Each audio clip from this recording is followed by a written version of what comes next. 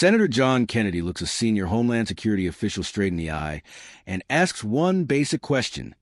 How many illegal immigrants have entered the country under Joe Biden? Silence. No numbers. No answers.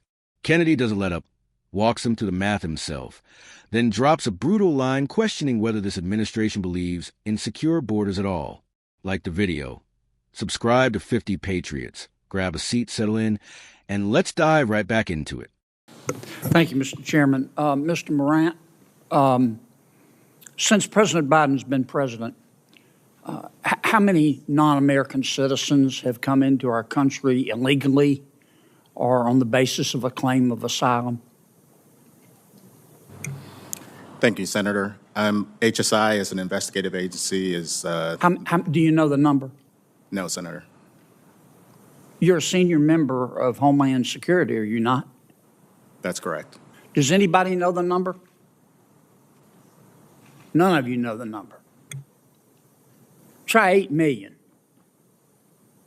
Now, of that 8 million, how many were children, Mr. Morant? I don't have that number, Senator. You don't know. Does anybody know? None of you know. Isn't that special? Let's assume half. Okay, 8 million is 4 Nebraskas, right? 4 new states. Let's assume, I don't think it's as high, half of them are children. How many of those 8 million people are still here? Do any of you know? Okay. How many of those 8 million are claiming asylum? You don't know? How many of them claim asylum and don't show up for their hearing? Nobody knows?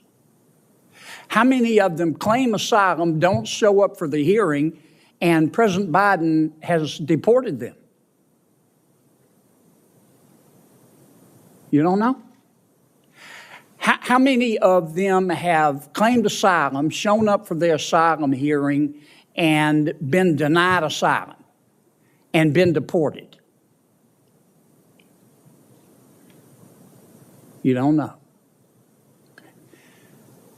How many of them were from Mexico? You don't know. How about 30%? That means 70% were not, right? Surely you know the answer to that. 30% minus 100% is 70%. Am I right? Okay. 30% came from Mexico. Why don't you implement a safe third country policy that says under our asylum rules, you have to seek asylum in the first safe country. So if you come, say, from Venezuela or Nicaragua or another Central American country, you have to seek asylum in the first safe country. Why don't you do that? And then that would eliminate 70% of the 8 million. That's 5.6 million. Why don't you do that, Mr. Morant?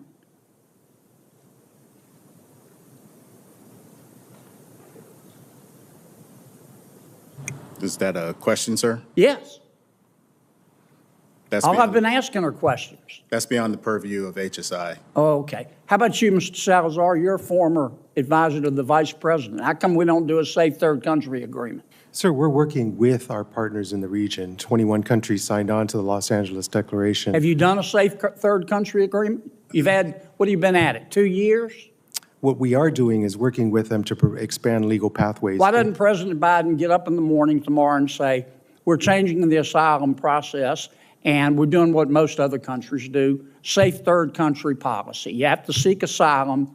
We support asylum. We have to seek asylum in the first safe country. That would eliminate 5.6 million people, boom, done, coming into our country illegally, wouldn't it? Sir, I just want to point out Washington. Wouldn't it? It would, sir, but there are Okay. activities underway. Let me ask you this, because I'm going to run out of time. President Biden and all of you believe in open borders, don't you? Don't you? I mean, I ask really basic questions. I don't mean any disrespect. I appreciate you being here. And I know you all love our country as we all do. But I believe in straight answers. I like straight answers and breakfast food. And there are only two possibilities here. Either President Biden and his team believe in open borders, or the people that the president has put in charge of the immigration policy of this country are not qualified to manage a food truck. And nobody's that incompetent. You folks believe in open borders, don't you? Sir, I think we believe in secure borders.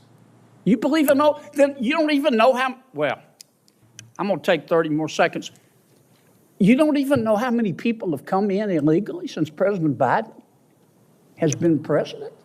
You're a former senior advisor to the Vice President of the United States, Mr. Salazar. And you can't even give me a number? No, sir. That's like going to an oncologist and asking him, what's cancer? And he says, I don't know. Give me a break. Senator Welch. Thank you. I thank the witnesses. Just speaking to my friend Senator Kennedy, This hearing turns heated fast when Senator John Kennedy starts with what should be the simplest question imaginable. Since President Biden took office, how many non-American citizens have entered the United States illegally or through asylum claims? The Homeland Security officials can't answer. Not one of them. Kennedy presses again, reminding them they are senior members of Homeland Security. Still nothing. So Kennedy supplies a number himself. Roughly 8 million. Then he keeps going. How many of those were children? They don't know. How many are still in the country? They don't know. How many claimed asylum and never showed up for their hearing? They don't know. How many were denied asylum and deported? Again, no answers. Kennedy points out that if about 30% came from Mexico, that means 70% came from somewhere else. That leads to a central question. Why doesn't the Biden administration implement a safe third country policy, requiring asylum seekers to apply in the first safe country they reach? Kennedy explains that such a policy would eliminate about 70% of these cases instantly, roughly 5.6 million people, almost overnight. One official admits it would make a major difference, but says it's beyond their authority. That answer doesn't sit well with Kennedy. He turns up the heat, asking why the president doesn't simply change a policy like most other countries do.